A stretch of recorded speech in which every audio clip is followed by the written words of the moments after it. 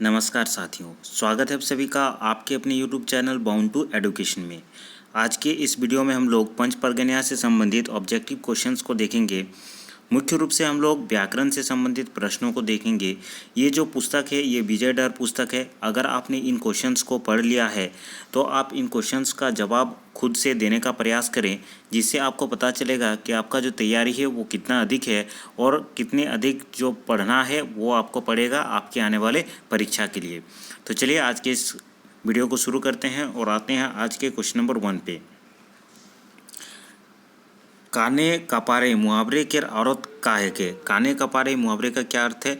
आसे पासे, जहाँ तहाँ, कौम सुने या फिर ऊपर हैट। ठीक है, तो बहुत ही प्रचलित मुहावरा है काने कपारे। इसका अर्थ हो जाएगा जहाँ तहाँ। ठीक है, जहाँ तहाँ को हम लोग काने कपारे से कहते हैं, तो इसका करेक्ट आंसर ऑप्शन खो हो जाएगा जहाँ तहाँ।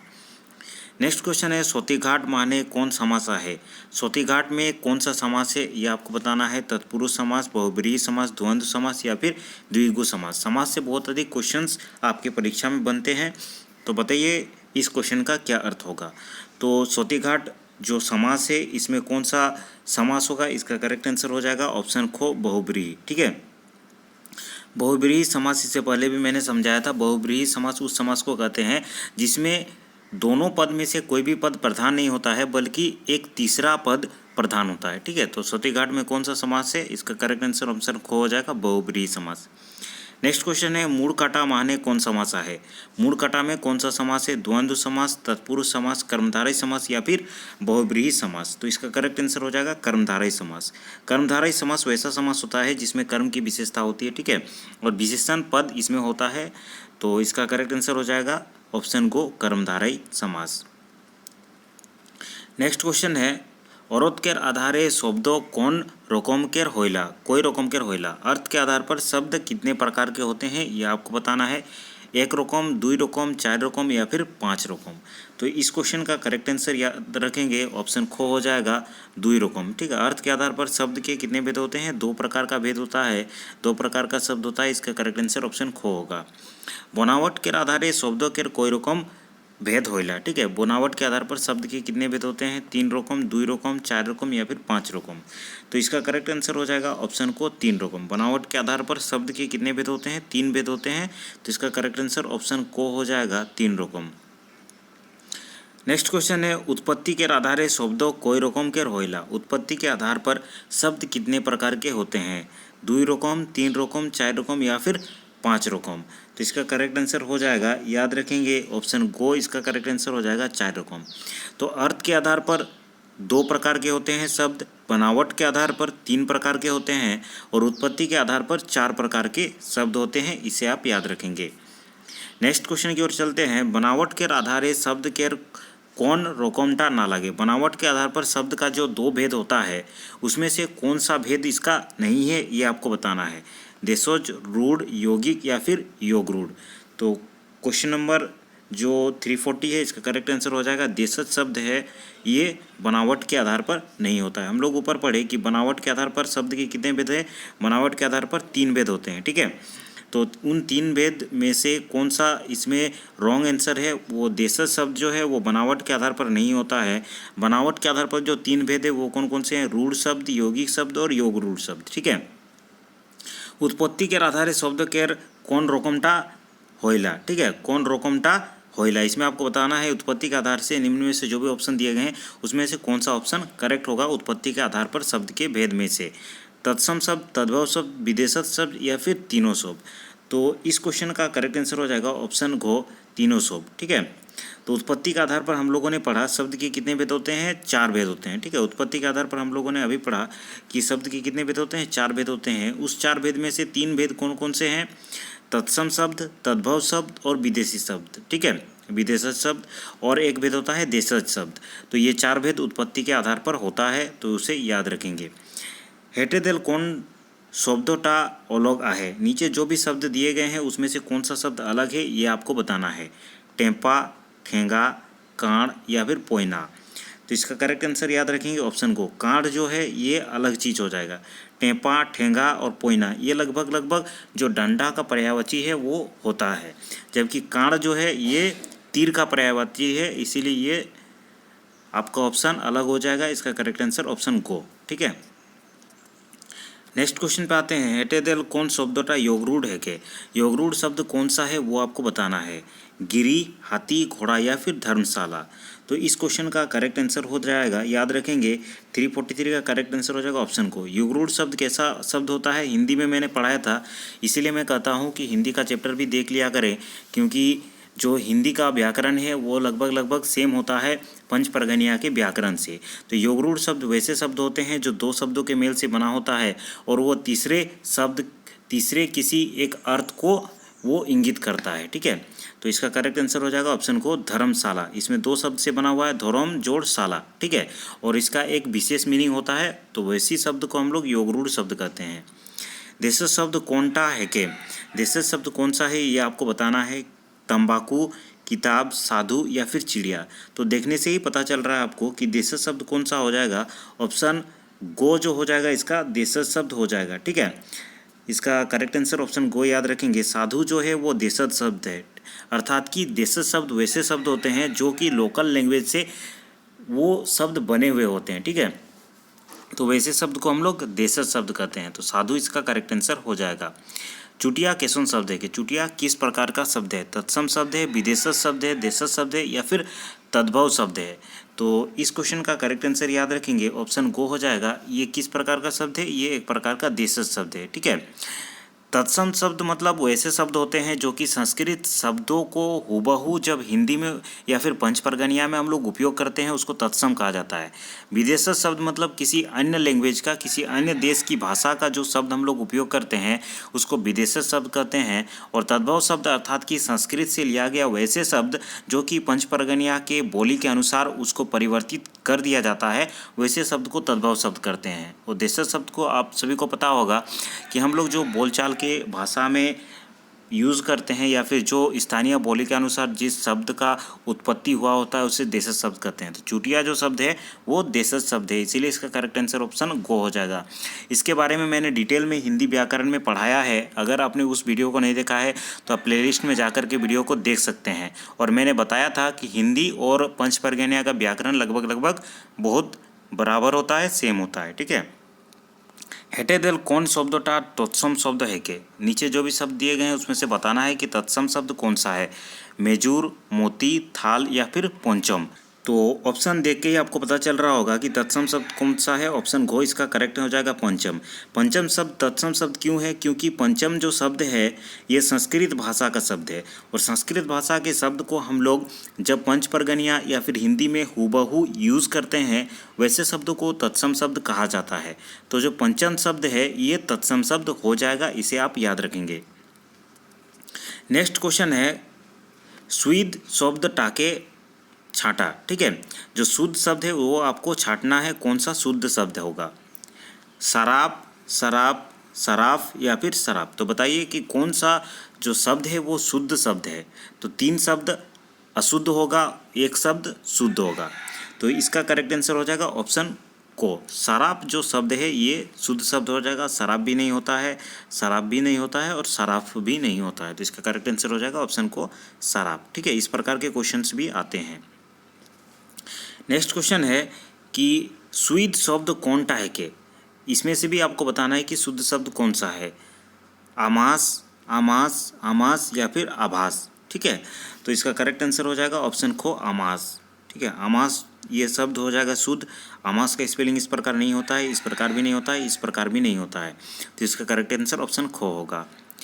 नेक्स्ट क्वेश्चन है हेटेदल कौन शब्दटा देशज शब्द है के? बहुत इंपॉर्टेंट क्वेश्चन है, कौन सा शब्द है देशज शब्द? देशज शब्द और विदेशज शब्द, तत्सम और तद्भव, ये 4 ऐसे प्रकार हैं जिनसे बहुत अधिक प्रश्न पूछा जाता है। ठीक है, नून, ठेंगा, खापरा या फिर तीनों शोभ। तो इसका करेक्ट आंसर हो जाएगा ऑप्शन घो तीनों शोभ। ठीक है, आपको सुन के ही पता चल रहा होगा नून, ठेंगा, खापरा ये कहीं से नहीं लिया गया है, बल्कि ये जो आम हमारे आसपास पंच परगना के क्षेत्र में बोली जाती है उन्हीं से ये शब्द उत्पन्न हुआ है, नून, ठेंगा, खापरा। ठीक है, तो ये शब्द क्या है? ये देशज शब्द है। नून मतलब क्या होता है? नमक। ठेंगा मतलब डंडा। खपरा मतलब जो मिट्टी के घरों में ऊपर में टाइल्स लगाए जाते हैं वो खपरा हो जाता है, मिट्टी का जो रहता है। ठीक है, तो ये तीनों ही शब्द हमारे आसपास के बोली से उत्पन्न हुए शब्द हैं, इसीलिए ये देशज शब्द हो जाएंगे। तो इसका करेक्ट आंसर हो जाएगा ऑप्शन ख तीनों शब्द। मौखिक पंचपर्गनिया भाषा के पहला इकाई का है कि मौखिक पंचपर्गनिया भाषा का पहला इकाई क्या है, अर्थात जब व्याकरण आप पढ़ना शुरू करते हैं तो फर्स्ट चैप्टर कौन सा पढ़ते हैं ये आपको बताना है। वर्णों, साड़ा, लिपि या फिर ध्वनि समूह। बहुत अधिक महत्वपूर्ण क्वेश्चन है। इसका करेक्ट आंसर हो जाएगा ऑप्शन ख साड़ा। ठीक है, साड़ा अर्थात की ध्वनि। हम लोग जब भी व्याकरण पढ़ना शुरू करते हैं तो ध्वनि से शुरू करते हैं, और ध्वनि में से हम लोग वैसे सार्थक ध्वनियों को पढ़ते हैं जिसका कुछ मीनिंग होता है। तो मौखिक पंचपर्गनिया भाषा का पहला क्या हो जाएगा, साड़ा। ये याद रखेंगे, ये मौखिक पंचपर्गनिया भाषा का पहला इकाई है। अगर आपको लिखित पूछा जाता तो वर्ण होता। ठीक है, इसे भी आप याद रखेंगे। जब मौखिक रूप से आप पंचपर्गनिया भाषा का सीखना आरंभ करेंगे तो आप ध्वनि से शुरू करेंगे, और वैसे ध्वनि को हम लोग शब्द कहेंगे जो कि सार्थक मीनिंग हम लोग को प्रोवाइड करता है। और अगर आपको यहाँ पे लिखित पूछा जाता तो वो वर्ण हो जाता। ठीक है, तो इसका करेक्ट आंसर ऑप्शन ख हो जाएगा, साड़ा। इसे आप याद रखेंगे। नेक्स्ट क्वेश्चन है, शुद्ध शब्द कौन सा है कि शुद्ध शब्द कौन सा है, आपको फिर से छांटना है। खुंदेक, खुंदेक, खुंदेक या फिर खुंदेक। तो खुंदेक का शुद्ध स्पेलिंग कौन सा होगा ये आपको बताना है।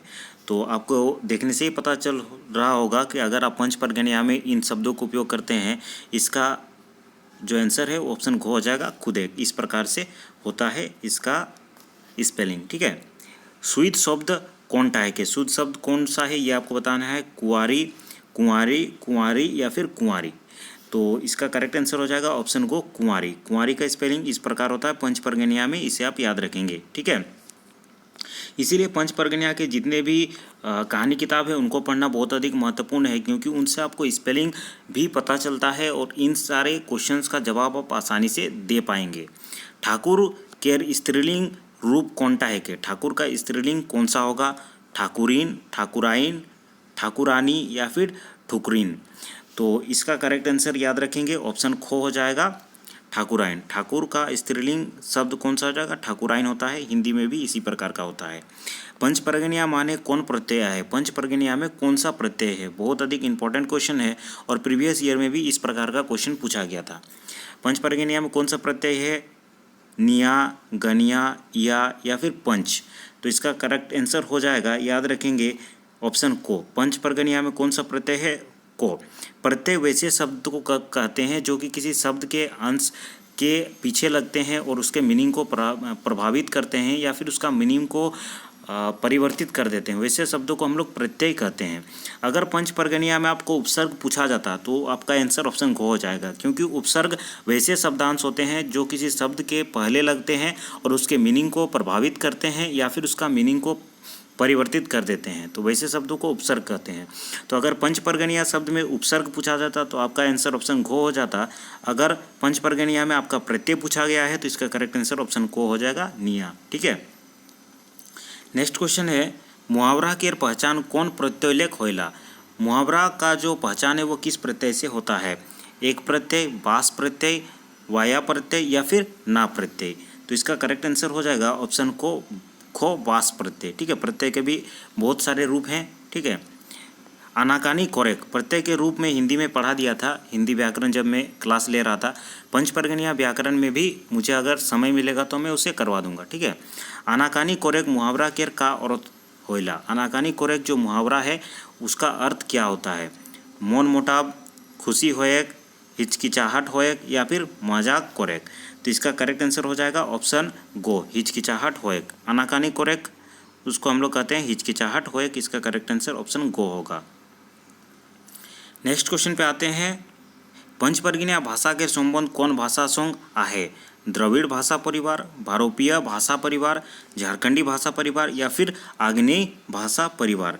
तो इसका करेक्ट आंसर हो जाएगा ऑप्शन खो, भारोपीय भाषा परिवार। ठीक है, इसमें गलती से झारखंडी भाषा परिवार देख करके, झारखंडी देख करके आप टिक करके नहीं आना है आपको। ठीक है, याद रखेंगे भारोपीय भाषा परिवार से ये मैच करता है, इसीलिए पंचपर्गनिया भाषा का संबंध भारोपीय भाषा परिवार से है। इसका करेक्ट आंसर हो जाएगा ऑप्शन खो, भारोपीय भाषा परिवार।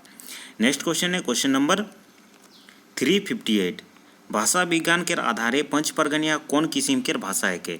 भाषा विज्ञान के आधार पर पंच परगनिया किस प्रकार का भाषा है। अयोग्यात्मक भाषा है, वियोगात्मक भाषा है, योगात्मक भाषा है या फिर संरचनात्मक भाषा है। ठीक है, तो इसका चर्चा मैंने एक बार पहले भी किया था। इसका करेक्ट आंसर हो जाएगा योगात्मक भाषा। ठीक है, इससे बहुत अधिक प्रश्न बनता है कि पंच परगनिया किस प्रकार का भाषा है, योगात्मक भाषा है, याद रखेंगे। ऑप्शन गो इसका करेक्ट आंसर हो जाएगा। इन छोटे छोटे प्रश्नों को आप अगर अभी तक जवाब देने नहीं सक रहे हैं तो ये सोच के चलिए कि आपका जो तैयारी है वो बहुत बेकार है, आप पढ़ना छोड़ दीजिए। ठीक है, क्योंकि इतना समय हो गया, लगभग हम लोग 5 से 6 महीना से पंच परगनिया जो लैंग्वेज है वो स्टार्ट किया था। ठीक है, इन सब जो रिपीटेड क्वेश्चन है इन सब का जवाब आपको आना चाहिए।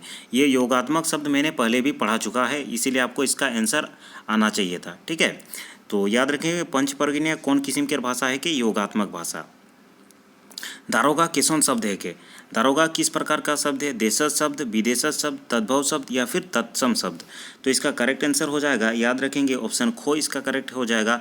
दारोगा किस प्रकार का शब्द है, ये विदेशज शब्द है, अर्थात कि किसी दूसरे देश या फिर किसी दूसरे देश की भाषा से जो शब्द लिया गया है उसे विदेशज शब्द कहते हैं। दारोगा शब्द को भी किसी दूसरी भाषा से लिया गया है, इसीलिए ये विदेशज शब्द हो जाएगा। ठीक है, तो इसका करेक्ट आंसर ऑप्शन खो होगा, विदेशज शब्द। क्वेश्चन नंबर 360 है गंवारी किसोन शब्द है के। गंवारी किस प्रकार का शब्द है, एक प्रकार से संज्ञा है, क्रिया है, विशेषण है या फिर सर्वनाम है, ये आपको बताना है। तो इसका करेक्ट आंसर हो जाएगा ऑप्शन गो इसका करेक्ट आंसर हो जाएगा। याद रखेंगे ये विशेषण शब्द है। गंवारी किस प्रकार शब्द है, विशेषण शब्द है। ठीक है, तो आज के इस वीडियो में इतना ही। इसी प्रकार अगर आप पंच परगनिया से संबंधित विभिन्न प्रकार के वीडियोस देखना चाहते हैं और तैयारी करना चाहते हैं तो आप चैनल के प्लेलिस्ट को विजिट कर सकते हैं। सभी प्रकार के वीडियोस आपको मुफ्त में मिल जाएंगे और आपके सिलेबस के हिसाब से सभी प्रकार के वीडियोस मैंने अपलोड कर दिया है। ठीक है, अगर आपने अभी तक इस चैनल को सब्सक्राइब नहीं किया है तो इसे ज़रूर सब्सक्राइब कर दे, साथ में बेल के आइकन को भी प्रेस कर दे, जिससे आपको जो भी नए वीडियोस आएंगे उसका नोटिफिकेशन मिल जाएंगे। अगर आपने इस वीडियो को अभी तक लाइक नहीं किया है तो ज़रूर लाइक कर दे, जिससे हमें एक प्रकार से पता चलता है किस प्रकार के वीडियोस आपके लिए मैं प्रोवाइड करूं या फिर ना करूं। धन्यवाद, अगले वीडियो में हम लोग फिर मिलते हैं।